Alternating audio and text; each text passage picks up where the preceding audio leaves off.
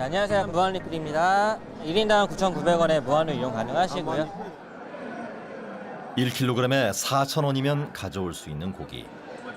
1인분 150g의 원가는 600원에 불과했다. 12년 전에 시작하셨을 때는 얼마였어요, 킬로그램이?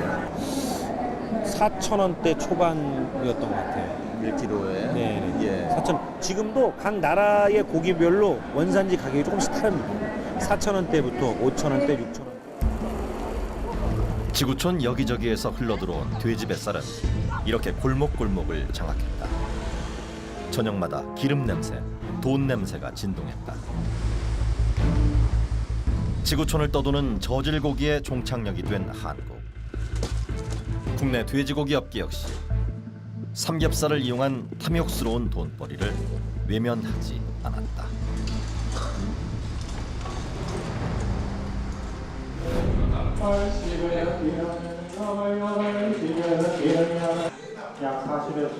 국내 한 축산물 공판장에서 돼지 경매가 진행된다.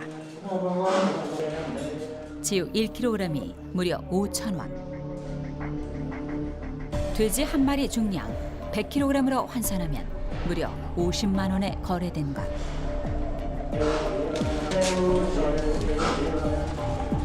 한국의 돼지값은 여름 성수기가 다가오면 천정부지로 뛰어오른다.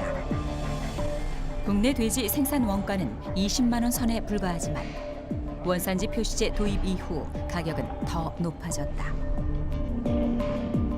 국제 시세 15만 원의 3배가 넘는 돈가는 고스란히 삼겹살 가격에 전가된다. 많이 올랐어요. 옛날에 한 10년 전, 20년 드셨을 때하고 비교해 보시면 지금은 따따블로 올랐죠. 많이 올랐죠. 10년 전 880원이던 삼겹살이 이제 3,000원을 호가한다. 금겹살이라는 말이 무색할 정도. 고기를 집어가는 손길도 뜸하다. 옛날에는 4인 가족 기준으로 봤을 때 한 10,000원 이 정도면 충분히 배부르게 먹을 수 있었는데 요즘은 한 2만 원, 2만 5천 원 정도는 들어야 그래도 좀 배불리 먹을 수 있는 것 같아요. 이처럼 삼겹살이 금값이 된 것은 돼지값 50만 원을 삼겹살과 목살로 모두 뽑기 때문. 돼지 한 마리에서 나오는 삼겹살과 목살은 고작 15kg. 그러나 온 국민이 삼겹살만 찾고 저지방육은 외면하는 상황. 15kg에 불과한 구이용으로 본전을 뽑으려면 미안하지만 3,000원은 받아야 한다. 삼겹살, 목살 이런 걸로 다 뽑아야죠.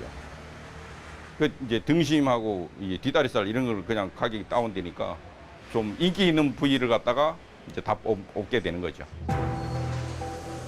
국제 시세보다 3배나 높은 돼지 경매가. 거기에 안 팔리는 부위까지 전가되면서 몸에 해로운 한국의 삼겹살은 연일 세계 최고가를 경신한다. 삼겹살은 지유가의 약 한 200에서 250%로 고가에 판매가 돼야 한 마리에 수지를 맞출 수가 있는 거죠. 결국은 비선호 부위의 가격이 선호 부위로 전가가 된다라고 보시면 됩니다.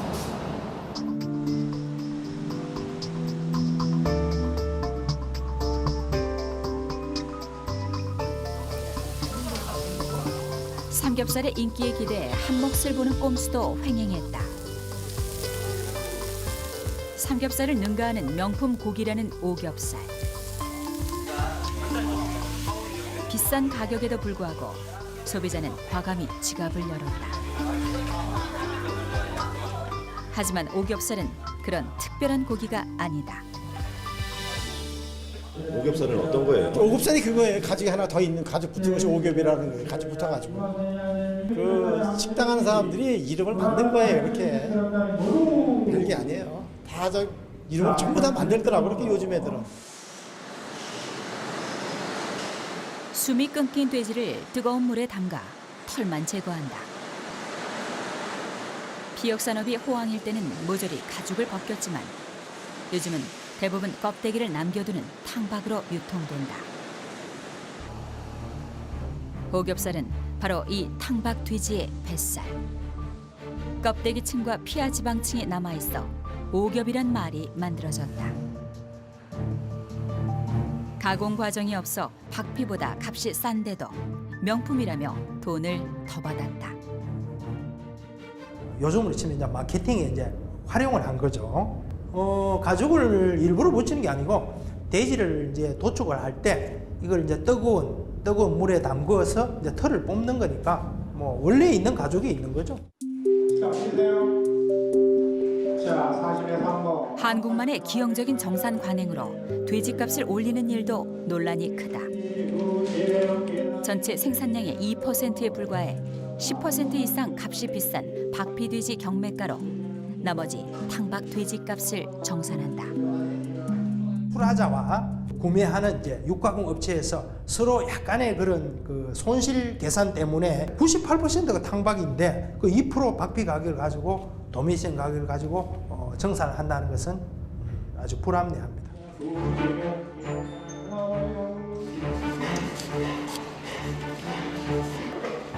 농촌 역시 삼겹살로 돈을 벌기 위해 혈안이 됐다.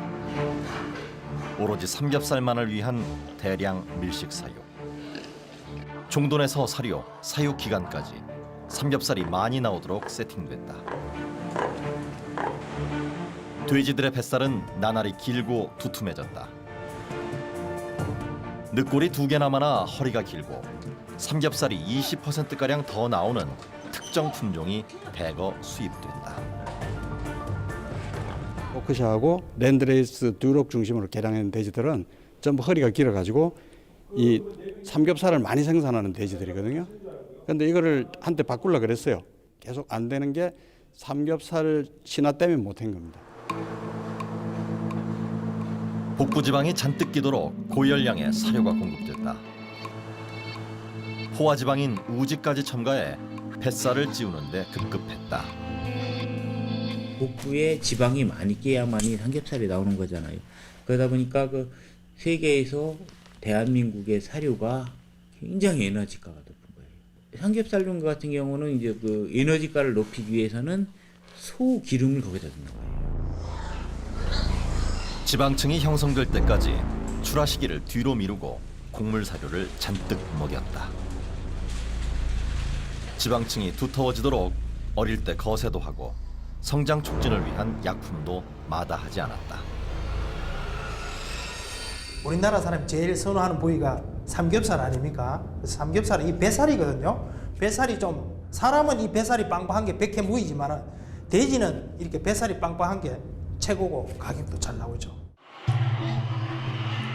저지방, 저칼로리, 저콜레스테롤인 국제 트렌드에 역행해 정부 차원에서 삼겹살 많은 돼지 유전자와 삼겹살 종돈을 연구하는 촌극도 벌어졌다. 지방 침착과 관련된 부분, 거기 관련된 유전자가 어떤 게 있느냐라고 할 때 그 주변별에는 삼겹살도 연계될 수가 있겠죠. 우리가 이제 정보를 많이 만들어내 갖고 그걸 활용할 수 있는 가장 낭비적인 생산 구조. 그러나 본전을 뽑기 위해 삼겹살은 더 두툼해져야 했다. 대한민국의 양돈 산업을 견인했던 게 삼겹살이지만은 그걸로 인해서 또 심혈관 질환이라든지 나름대로 지금 성인병을 세계에서 최고 1등 국민으로 만든 게 사실은 삼겹살이라든지 마블링이 만들었고. 우리는 얼마나 이 이상한 장사 속에 희생양이 돼야 할까?